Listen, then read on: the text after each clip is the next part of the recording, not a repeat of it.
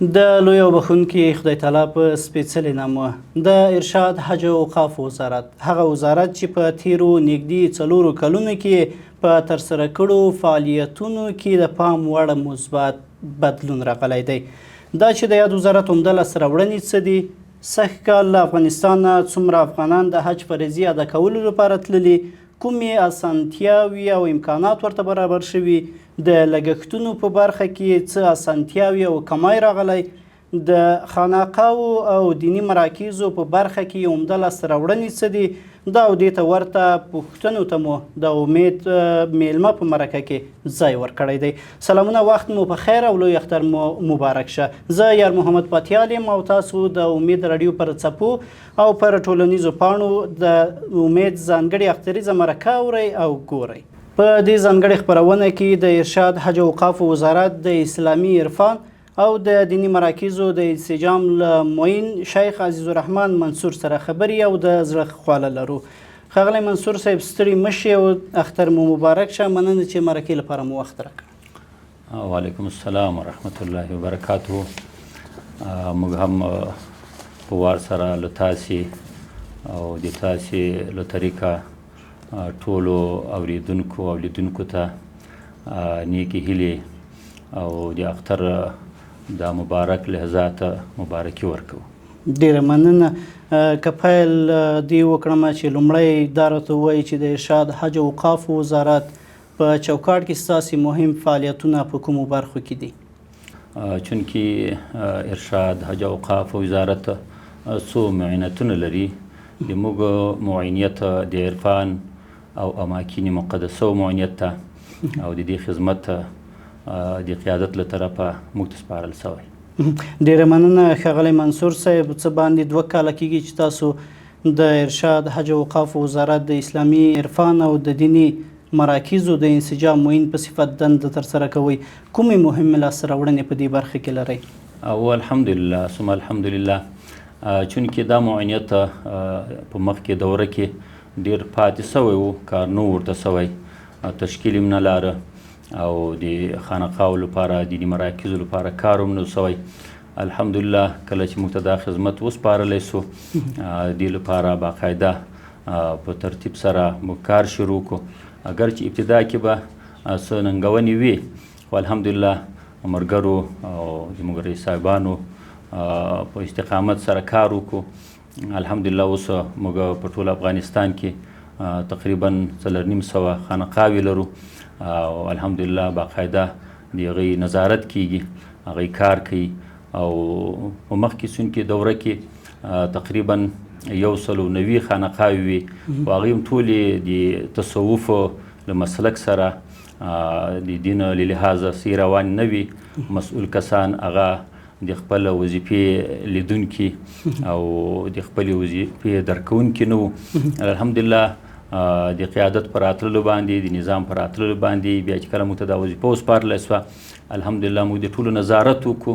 کومې خانقاوې چې د اسلام په اصولو باندې برابرې وي هغې ته م جواز پرېښود او نورو ته م جواز ورکړو، او کومې چې د اسلام له اصولو سره برابرې نه وي د هغې جواز مو مسترد کړو.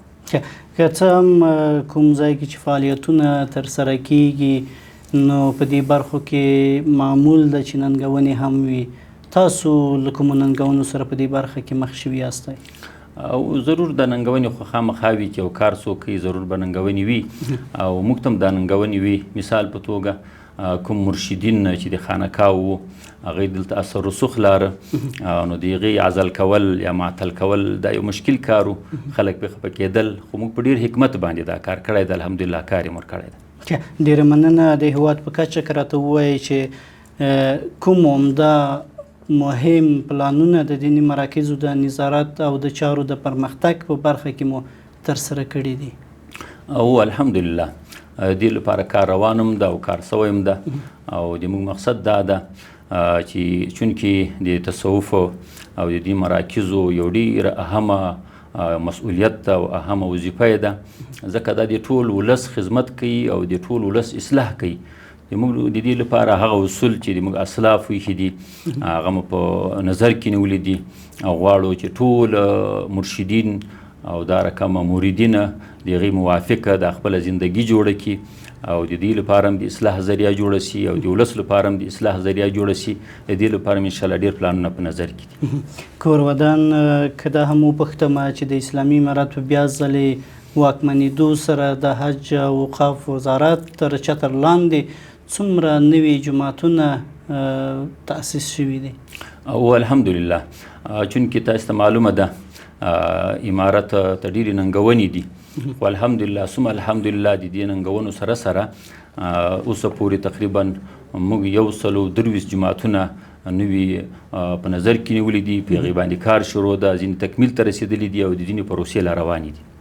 که په دې کې دا هم وپوښتمه چې د زعیم امیر المؤمنین له لوري یو فرمان صادر شوی و پخوا چې په لویو لارو کې باید مسجدونه جوړ شي، دغه فرمان تر کومه بریده تطبیق شوی او الحمدلله په دې فرمان باندې تعمیل باندې کار روان ده. د کابل او کندهار په لاره باندې تقریبا 5 جماعتونه هغه اوس تکمیل ته رسیږي او په نورو لارو باندې هغه طرحې روانې دي الحمدلله. که دا هم وپوښتمه څه موده وړاندې یو فرمان بل صادر شو چې د مسجدونو برېښنا بیلونه به نه تاویلیږي او یا به هم د مسجدونو له میټرونو څخه په دې برخې ستاسو نظارت څه ډول ده؟ او الحمدلله دې نظارت روان ده او په دې فرمان باندې عمل هم سوی ده. ټولو جماعتونو ته اوس برګ چې دغه الحمدلله مفت ده، د هغې هغه اجرت نه اخیستلی کېږي او د هغې نظارت هم روان ده تر څو پورې دې نه غلطه استفاده څوک ونه کړي. د جماعتونو د انسجام لپاره که ووایم کوم پلانونه او تګلارې مو عملي کړي دي په دې برخه کې؟ او الحمدلله د دې لپاره هم د موږ تدریب ائمه هغه په کار باندې لګیا ده، وخت په وخت باندې کمیسیونونه جوړوي او دا رقم سیمینارونه جوړوي د هغې د ښې تربیې لپاره او دا رقم هغې ته د مسلکي امامت روزنه ورکوي الحمدلله تر څو پورې د موږ امامان وکولی سي چې د خپلو مقتدیانو ښه رهبري وکړلی سي. که مشخص ووایم چې په دې برخه کې څو سلنه بریالي سوي یاستئ؟ الحمدلله چونکې یو معاشره جوړول ډېر وخت غواړي او حکمت هم غواړي چونکې افغانستان که موږ تاسې وګورو تقریبا ډېر کلونه کېږي چې دلته داسې قانون نه و الحمدلله، خو اوس الحمدلله د امارت اسلامي په راتللو باندې لکه محققینو نه موږ اورو چې قانون ته دومره کار سوی ده چې په مخکې ادوارو کې نه ده سوی. الحمدلله دلته هم قانون لپاره ډېر کار سوی ده او د هغې د صحیح روزنې لپاره ډېر کار سوی ده. سیمینارونه وخت په وخت باندې ورته جوړیږي. انشاءالله په آینده کې به موږ په خپل اثر ووینو انشاءالله. په د جمعې لمانځه د خطبې او دغه راز په ټاکلي وخت د لمانځه ادا کولو په برخه کې مو نظارت څه ده؟ او الحمدلله د موږ چې څومره خطبې وي هغه په وخت باندې رسیږي او د موږ د نظارت له لحاظه الحمدلله هغه په خپل وخت باندې ویلی کېږي په خپل متعین وخت باندې او د خطبې ټولو ته رسیږي الحمدلله او چونکې خطبې ډېرې کې وي خلک ترې مستفید دي انشاءالله. که یو بله پوښتنه وکړم په دې برخه کې ځینې وخت یو مسجد کې د جمعې لمانځه که واضح ووایم چې پاوبان 1 بجه جمع کېږي او په بل مسجد کې 1:30 بجه کېږي، د دې وختونو ترتیبول په اسلام لاړخه حکم یې څه ده؟ او په دې کې خو چونکې په اسلام کې پراخي ده مطلب چې په کوم وخت باندې مونځ کولی سي خلکو ته اسانه وي چونکې دلته یو طرحه ده د اسلام چې په کوم وخت باندې ډېر خلک راجمع کېدلی سي او مکرو وخت نه وي په هغه وخت کې مونځ وکړلی سي. نو د موږ وزارت هم په دې باندې کار کړی ده الحمدلله تر ډېره بریده پورې هغه موافق ده. په کومو علاقو کې چې وختي مونځ کول پکار دي هلته وختي کېږي، خو د موږ اطرافي علاقې اکثره داسې چې هغه مونځونه ناوخته کوي، خو د هغې یو وخت وي، په ښارو کې هم یو وخت وي او په اطرافو کې هم یو وخت وي. منصور صاحب لکه څنګه چې تاسو وړاندې هم په خپلو خبرو کې یوه اشاره ورته درلودله، غواړم دې برخه کې هم وپوښتمه چې د خانقاو او دیني مراکزو فعالیتونو په اړه که راته ووایئ چې په دې وروستیو کې ستاسو معینیت په دې برخه کې څومره فعالیتونه ترسره کړي دي؟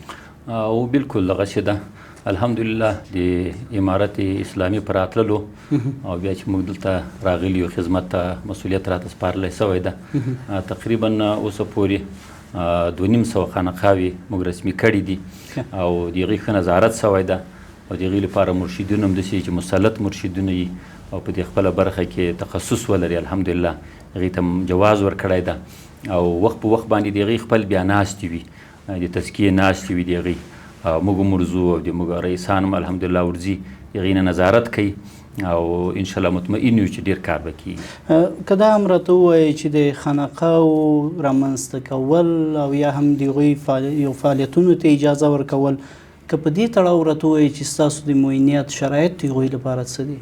د هغې لپاره یو خپل لایحه موږ لرو، د هغې لایحې لاندې هغه کار کوي. کله موږ رسمیت ورکوو نو هغه لایحه هغې ته ورکوو، هغه ولګوري، هغې کې خپل شرایط دي چې کله هغه شرایط هغې پوره کړلی سي بیا موږ رسمیت ورکوو. که دا هم راته ووایي چې په ټول افغانستان کې خصوصا په مرکز کې څومره مسجدونه یا جوماتونه له وزارت سره رسمي ثبت دي؟ نو رسمي جماعتونه خو ټول چې دي هغه تقریبا 8,000 دي په افغانستان کې، ټول افغانستان کې، او غیر رسمي او رسمي ټول چې دي دا د 1,00,000 د پاسه دي. بیا تاسو بیا د غیر رسمي جماعتونو باندې نظارت څه ډول ده؟ آیا هغوی باندې هم خپل ټیم هلته ورلیږئ، نظارت کوئ ورباندې، او آیا هغو مسجدونو ته هم تاسو خپل رسمي خطبې وی لګلې دي؟ او بالکل څومره چې لوی مسجدونه دي هغه که رسمي دي که غیر رسمي دي هغې ته مو خطبې لیږو، د هغې نه نظارت هم کوو، خاص کر کوم چې رسمي دي د هغې نه پوره نظارت کېږي الحمدلله. کور ودان انشاءالله. منصور صاحب، که راسمه د حج برخه کې وپوښتمه، که څه هم په دې برخه کې زموږ تاسو هیوادوال لیواله دي غواړي چې په دې برخه کې هغه معلومات ترلاسه کړي، ځکه چې ډیری هیوادوالو والدین او یا هم د کور غړي تللي دي حج ته او په دې برخه کې ممکن پوښتنې ولري دوی. نو لول غواړم چې عمومي پوښتنه مطرح کړم، هغه دغه چې سږ کال د هیواد په کچه څومره حجاج د فرضې ادا کولو لپاره حج ته تللي دي؟ الحمدلله سږ کال لکه څنګه چې په تیر کال کې د موږ حجاج د هغې سهم تقریبا هغه 13,000 کسان وو، سږ کال هم 13,000 کسان ده. چونکې د ډېر وخت نه د افغانستان سهم هغه د 13,000 کسان دي، اگر چې موږ د سعودي د حکومت سره بیا رابطه کړې ده چې موږ ته دا سهم زیات کړي، چونکې د موږ د افغانستان د حج غوښتونکي هغه ډیر دي، خو خپل سایم جاري ساتلې ده. الله تعالی نه امید لرو چې سهم به راته زیات. په دې برخه کې به حتما پوښتنې لرو نورې هم، که راته ووایي چې هلته افغان حاجیان چې تللي دي د هغوی لپاره کوم خدمتونه په پام کې ورته نیول شوي دي؟ او الحمدلله وزارت ارشاد حج اوقافو د حجاجو د خدمت لپاره ډیره یو غټه اراده لري الحمدلله، او خدمت مو کړی یم دا او کوي. او په دې خدمت کې دا ده چې د افغانستان په تاریخ کې چونکې مکه مکرمه کې هغې ته تغذیه یعنې خوراک ورکولی کېږي، مخکې نه م ورکولی کېدو، او په مدینه منوره کې دغه طرز نه و. هلته د حجاجو لپاره تغذیه نه وه، هر چا به خپله ځان ته غذا پیدا کول، او دا یو مشکل کار و، چونکې هلته به تلو عبادت به یې کوو، بیا به راووت په هوټلو به ګرځېدل، بیا د موږ د وطن تغذیه هلته مشکل هم ده چې پیدا شي. خو الحمدلله د موږ لاسته راوړنه دا ده چې په مدینه منوره کې دا 2 کاله کېږي موږ تغذیه ورته شروع کړې ده، مستقله 3 وخته هغې ته تغذیه ورکولی کېږي، او هغه مینو د موږ ډېره ښه مینو وي الحمدلله. تاسو یادونه وکړله چې د ځای یادونه مو وکړه چې ښه ځای مو ورته انتخاب کړی ده. په دې وروستیو کې ممکن تاسو به هم لیدلي او یا هم اورېدلي اوسیږي ځینو مغرضو رسنیو یو شمېر راپورونه خپاره کړل چې په دې کې دوی ادعا کړې ده چې ګواکې هلته افغانانو ته مناسب ځای نه ده ټاکل سوی ده، او دوی نو خپل عبادت لپاره پر وخت نسي رسېدلی. دغه ادعاوې څه ډول تاسې بوله؟ اصل کې حقیقت خو دا ده چې د ملامتیاو نه خو څوک نه خلاصېږي. که موږ تاسې تاریخ وګورو ډېر پاک خلک هم د ملامتیا نه دي خلاص شوي، په هغې باندې ملامتیا ویلی سوې وه. خو الحمدلله زه ټول ولس ته اطمینان ورکوم چې ارشاد حج اوقافو وزارت هلته ټول سهولیات په ډېره ښه پیمانه باندې تیار کړي دي. لکه تغذیه د موږ ډېره ښه مینو لرو. زه یو مثال وایم، د موږ خپل مسیر رور تللی ده، اوس په حج کې ده، اوس هم په حج کې ده، بغیر له دې چې ما کوم سفارش کړی په عام حاجیانو کې هلته دا ما چاته ویلي نه چې دې سره څه لحاظ نه څوک پېژني هلته. خو زه ټلیفون ورسره کوم، ډېر مینونه خوشحاله ده، ډېر له جینه خوشحاله ده، بلکې ما ته ووایه دومره لوکس ځای یې راکړی ده، اگر چې هلته خو چړایي ده. دا یو مشکل هلته دا ده چونکې مکه مکرمه خو ټوله غر ده، بیا په هغې کې چړایي خامخا یعنې اترایي او چړایي خامخا نو ځینې جهان داسې دي چې هغه لږ په چړایي باندې دي نو هغلته زیات نه زیات 20 میلټه لارې دي پښو نو 20 میلټه خو داسې ده چې حرم شریف نه راوځي 20 میلټه دې سړی وځي اوس خو حرم شریف ډېر غټ ده نو کوم خلک چې دې سره نابلد دی نو هغې ته به خامخا شکایت کیږي خو کوم خلک چې د سعودي د نظام سره بلد دي هلته د حالاتو سره د ځمکني حالاتو سره بلد دي د موږ جیان د نورو په نسبت باندې ډېر ښه دي او ډېر نږدې دي او بله خبر دا هم ده چې د موږ پیکیج چې کوم ده هغه په ټوله دنیا کې تقریبا ارزانه پیکیج ده په ارزانه پیکیج هم هغه سهولیات ورکړي دي چې نورو خلکو په ډېر غټ پیکیج باندې ورکړي موږ یو هیواد ته تللي وو نوم به یې نه اخلو نو هغلته تقریبا کم پیکیج چې و هغه $6,000 او غټ پیکیج یې $9,000 او د موږ او د هغې جان یو ځای دي نو ته خپله سوچ وکړه چې موږ ښه سهولیات ورکړي دي که بېکاره سهولیات هم ورکړي دي سړي ته بیا معلومیږي نو په ټوله دنیا کې د موږ پیکیج هم کم ده سهولیات هم دغو خلکو ورکړي چې دا نور یې ورکوي نو په خپله سړی سوچ وکړي د موږ هم پیکیج کم ده هم سهولیات هغه ورکړي چې په غټ پیکیج باندې نور هیوادونه ورکوي ډېره مننه هیله ده چې ځینې هیوادوالو په دې وروستیو کې په دې تړاو اندېښنې درلودلې ستاسو ځواب پر ترلاسه کولو سره به د دوی دا ستونزه هواره شوې اوسېږي البته دا پوښتنه که ووایم هلته حجاجو ته د هغوی ستونزو ته څومره چټکه رسېدنه کېږي که په دې برخه کې الحمدلله چې څومره د ما مطالعه ده نور هیوادونه مې مطالعه کړي دي هغې دا پروسه مې مطالعه کړې ده د موږ هلته ډېرې کمیټې کار کوي بسار د تغذیې کمیټه ده چې خوراک خلکو ته مهیا کوي د سکن کمیټه ده چې هلته جای خلکو ته مهیا کوي د مفقودینې کمیټه ده چې هلته څوک ورک سي د هغې تلاش کوي د صحت کمیټه ده چې څوک مریض شي هغه رسوي الحمدلله دا ټولې فعاله دي او بیا په هغې باندې یو ټیم مقرر وي چې ارزیابي د هغې کوي یعنې چې دې کمیټې څومره کار کړی ده څومره کار ترې معطل ده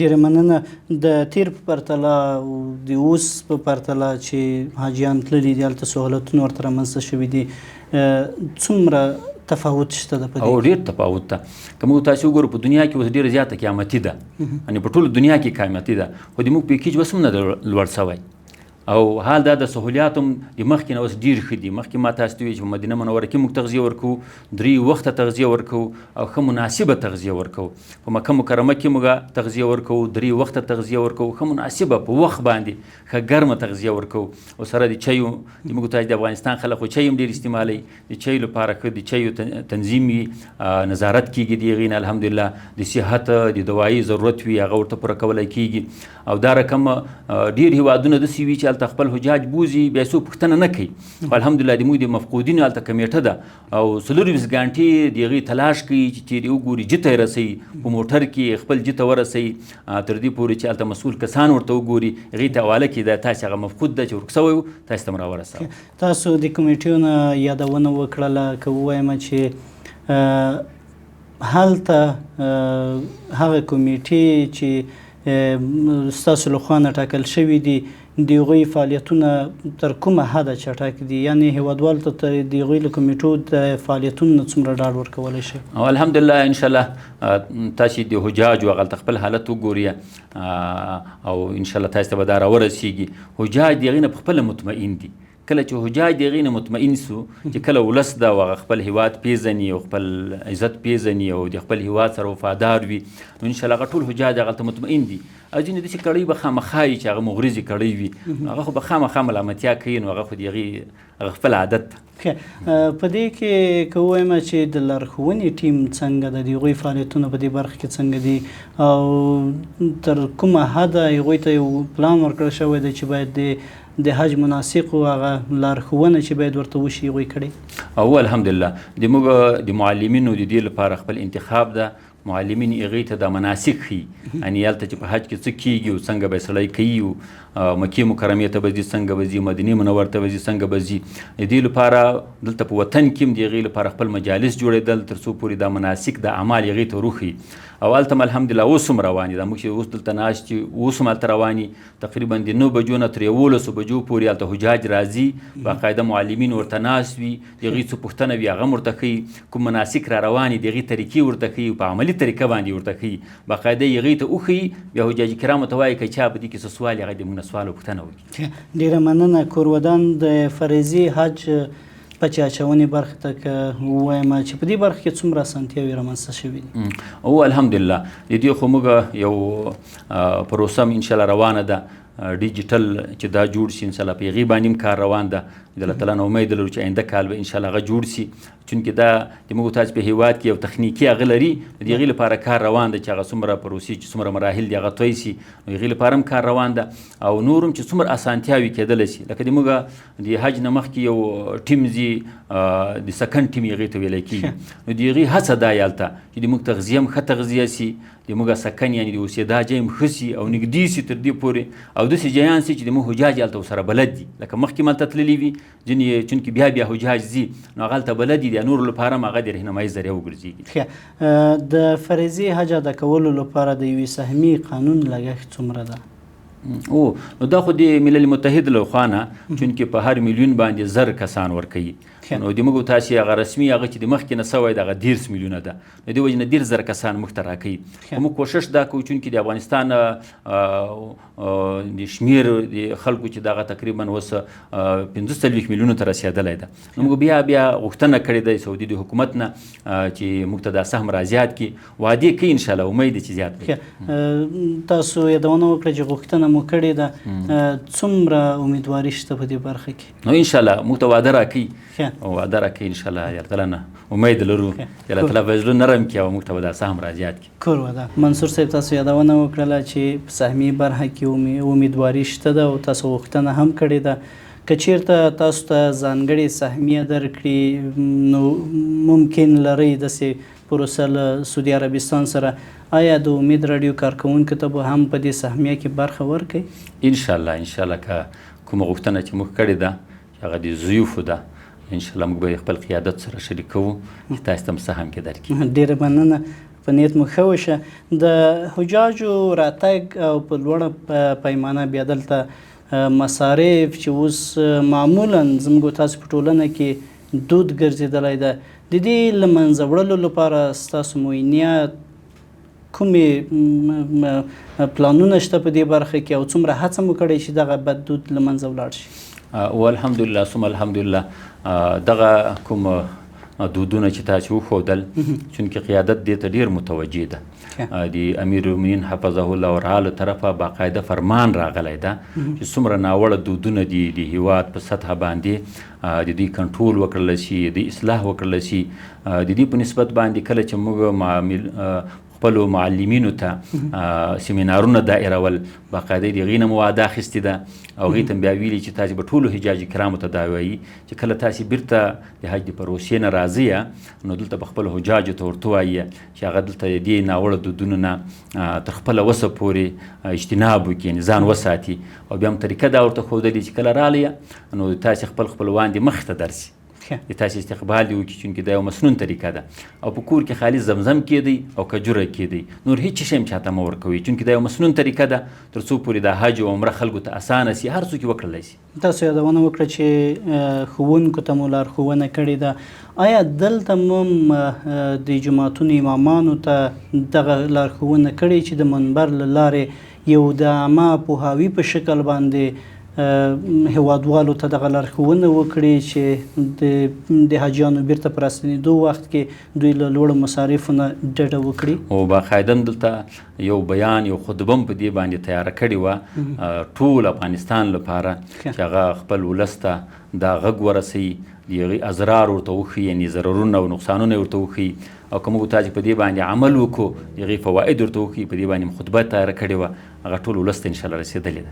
ډېره مننه. په دې برخه کې غواړم چې اړخ لګوي د منبر سره څو ورځې وړاندې په ټول افغانستان کې د بېوزلې غزې د مسلمانانو په تړاو باندې د هغوی سره ټولو افغانانو خواخوږي هغه د مسلماني اړخ له مخې نه خواخوږي وښودله او خاصتا علماو ته لارښوونې شوې ولې چې دوی د منبر له لارې دغه خواخوږي د مظلومې فلسطین مسلمانانو سره شریکه کړي. په دې کې ستاسو معینیت ونډه څه وه؟ او الحمدلله چونکې د غزې غم دا د موږ ټولو مسلمانانو خاص کر د افغانانو غم ده او زه دا یقین لرم چې په ټوله دنیا کې به د غزې په غم باندې زیات غمجن هغه افغانان وي. د موږ د وزارت دا مسؤلیت و، دا مذهبي او دینی مسؤلیت و چې موږ دا غږ راپورته کړو او دا خپل غږ دنیا ته وښیو، غزې ته یې ورسوو چې موږ د تاسې په درد باندې غمجن یو. د دې وجې نه امامانو ته د دې توصیه سوې وه چې په تېره جمعه کې ټولو دنیاوالو ته دا وښیي چې د غزې په غم باندې موږ غمجن یو. موږ د هغوی سره هر رقم معاونت چې وي، مالي معاونت وي، د هغوی د غږ چوتونې جګونې معاونت وي، موږ به ورسره کوو. او الحمدلله د موږ تاسې د افغانستان ولس هم هغه خپل غږ په ډېر ښه انداز باندې اوچت کړو، په صلحامیز انداز باندې اوچت کړو، دنیا ته یې وښودله چې افغانان په دې غم باندې غمجن دي او موږ د هغوی هر رنګې حمایه کوو. کور ودان منصور صاحب، راسم که ستاسو شخصي ژوند ته ښاغلی عزیزالرحمن منصور د هېواد په کومه سیمه کې نړۍ ته سترګې غړولې دي؟ موږ خو چونکې تعلق د پکتیا ولایت سره ده، بیا په پکتیا کې د زرمت ولسوالۍ سره چې یو جهادي ولسوالۍ ده او د علم مرکز ده، او بیا هلته د موږ علاقه چې د سحاک هیبت خیلو کې د موږ دنیا ته سترګې غړېدلې دي. چونکې د موږ والد صاحب شهید مولوي نصر الله منصور هغوی هم په دې هیبت خیلو کلي کې زیږېدلی و، نو موږ هم دنیا ته سترګې په دې ولسوالۍ کې غړولې دي. ډېره ښه ده. د زده کړو په اړه هم که راته ووایي چې هېوادوال به تشویش لري چې د ښاغلي منصور صاحب د زده کړو په تړاو وپوهېږي. د موږ خو ډېر رهنمایي خپل والد صاحب کړې ده وړکېتوب نه، چونکې د موږ دنیا ته په راتللو باندې هلته انقلاب و، کمونیزم افغانستان ته راغلی و، اولنۍ مراحلې وي، نو موږ د هغه وخت نه په کړاوونو کې روزلی سوي یو. د موږ ډېره روزنه یادېږي، خپل والد صاحب سره به زه کله کله په سفر باندې تلم، نو په سفر کې به یې ماته ښودنه کوله، الف با تا به یې راته ښودل او دا رقم غټې غټې خبرې به یې راته ښودلې. مثال په توګه کله چې ویده کېږي وایي څه به وایې، ما ته به یې پښتو کې ویلې چې داسې به وایې خدای مې ویني، خدای مې ګوري، خدای را باندې خبر ده. نو زه به کله هم چې ویده کېدلم دا به مې ویلي. د هغې نه وروستو بیا نور المدارس چې په غزني کې مدرسه ده او یو په هغې وخت کې یو هم په عصري علومو باندې یو سمباله مدرسه وه، هم په دیني علومو باندې، هلته مو هم زده کړې کړي دي. او بیا مختلفو ادوارو کې په مختلفو ولایاتو کې، ننګرهار کې مو هم کړي دي، د موږ خپل پکتیا زرمت ولسوالۍ لغړ ورته وایي، هلته مو هم کړي دي. او د هغې نه وروسته د ستربدیم بیا پاکستان مدرسه کې سوې ده. تاسو له خبرو معلومیږي چې په جهاد دوره کې مو مخینه پخوانۍ ده. شخصا تاسو په کله مجاهدینو سره یو ځای شوي یاستئ په دې کاروان؟ زه د کمونیستیان خو وتلي وو په هغې وخت کې د نجیب اقتدار و، نو زه 12 کلن وم چې اول په سنګر کې د موږ ولسوالۍ کې شیخان ورته وایي، دا یو غټه دره ده او غر ده، په دې کې مجاهدینو زه وم 12 کلن وم، ږیره مې لا نه وراغلې او هلته محاصره سوي ومو، تقریبا 4-5 ورځې مو په غرو کې بیا سفر کړی و. د جهاد او مبارزې پر وخت تاسو چیرته وئ او مسؤلیتونه مو څه ول په دې برخه کې؟ نو غالبا چې دا 20 کلن انقلاب به تاسې ښیي، نو دلته خو مختلفو جهانو کې، چونکې دلته خو د مجاهدینو ټاټوبي ځای نه و، نو چې چیرې به مطلب هغه راحت راته کېده او د موږ هغه کار به ښه کېدو. نو مختلفو جهانو کې په ولایاتو کې ستوګنه کړې ده، زندګي هم کړې ده، اوسېدلي یو، خو ډېر به پټ اوسېدلو. د دې دورې چې تاسو یادونه وکړه، نو که څه هم چې له نورو هم پوښتلي دي، دا ډېره یو خوږه خاطره ورته پاتې سوې دا دوره. البته تاسو له دې دورې کومه ډېره ښه خاطره لرئ چې تر اوسه مو پر ذهن کې پاتې ده، له موږ او له هېوادوالو سره شریک کړئ؟ او دغسې ده، نو چونکې د رب ذوالجلال یو قانون ده چې د دین لپاره په سختیو تېرونه کې یو خوند وي. اکثره مجاهدین زه ګورم کوم سختیو کې چې هغې خوند حاصلېږي، اوس چونکې پته راغلې ده، وایي هغه خوند اوس نسته. نو دا رب ذوالجلال د دین په سختیو کې یو خوند ایښی، خو دا سختۍ چې څوک تېروي هغه ته معلومېږي، بل خو ورته حیران یي چې دا یې څنګه تېروي. که موږ تاسې ګورو امام صاحب رحمت الله علیه به ټوله شپه عبادت کاوه، خو نن خلک ورته حیران چې دا به یې څنګه کاوه. نو چونکې په دین کې یو خوند ده، د دین په سختۍ کې یو خوند ده، خو چې څوک هغه پردې ترې لرې سي او خوند ورته معلوم سي، هغه ته ډېر اسان خوندور وي، نورو خلکو ته هغه سخت ښکارېږي. نو سختۍ تېرې سوي، خو په هغې سختیو کې یو بېل خوند و چې هغه خوند اوس نه ښکارېږي. دا د دین یو نعمت چې رب ذوالجلال موږ ته راکړی ده او د دې لپاره راکړی چې دین له سختیو نه ونه ډار سو. رب ذوالجلال په هغې کې پټ خوندونه ایښي.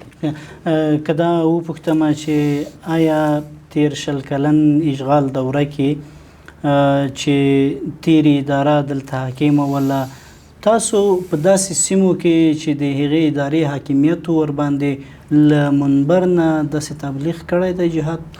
نو په تیره اداره کې خو د بیان ازادي نه وه، نو موږ راغلي یو خو داسې ممکن نه و، د موږ لپاره خو اسانه سوی کولی مو، خو بیا خلکو ته یو مصیبت جوړېدو. که موږ هلته لاړو، یو مثال یې زه وایم، د دې فتحې نه تقریبا 3 کاله مخکې زه دلته رالم، بیا خپله علاقه کې وم، نو خپله علاقه کې وګرځېدلم، هلته بیانونه وسو، جلسې وسوې. د هغې نه وروستو چې موږ کله ولاړو د هغې جنا، نو بیا چې کله د هغه خبر سو، نو هلته چې رالو تقریبا 3 ورځې په یوه ورځ باندې 80 کسان هم شهیدان سوي دي. په یوه ورځ 80 کسان شهیدان سوي دي او د دې په ښه کولو باندې خلک ستړي سو. نو دا مشکل به و، ګرځېدلي یو په ټولو ولایاتو کې، خو پټ به ګرځېدل. کله مو هم د زندان ترخې شیبې تېرې کړې؟ نو الحمدلله زه زندان ته نه یم تللی، الله تعالی نجات راکړی ده او نورې سختۍ برداشت کړي دي. ډېر ښه، خوشحاله اوسئ، الله مو تل وساته. که راته ووایي چې د اسلامي امارت د فتحې پر مهال کله چې اسلامي امارت ټول افغانستان فتح کړ، تاسو په کوم ځای کې وئ هغه مهال؟ او کله چې فتح راتلله نو زه کابل کې وم.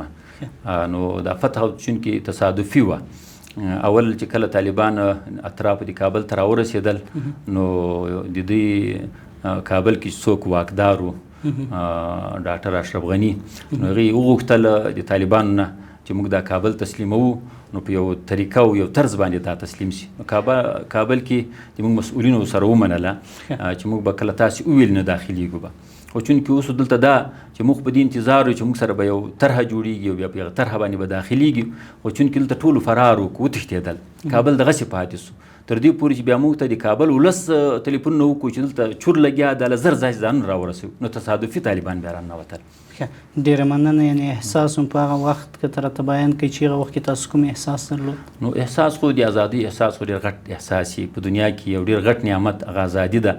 بیا یو داسې چې په دنیا کې یو سوپر طاقت یې ورته وایي، یو داسې طاقت چې ځان ته څه وایي او په تخنیک باندې سمبالي او ټوله دنیا ورسره وي، هغه ته شکست ورکړلی شي او دا شکست سړی په سترګو باندې ګوري، نو د الله تعالی هغه نصرت په سترګو ګوري، نو د خوشحالۍ خو حد نه وي هلته. جهاد برخه کې که بله پوښتنه مو وپوښتمه له تاسو نه، او دا ووایم چې د جهاد دورې اخترونه مو څه ډول وو؟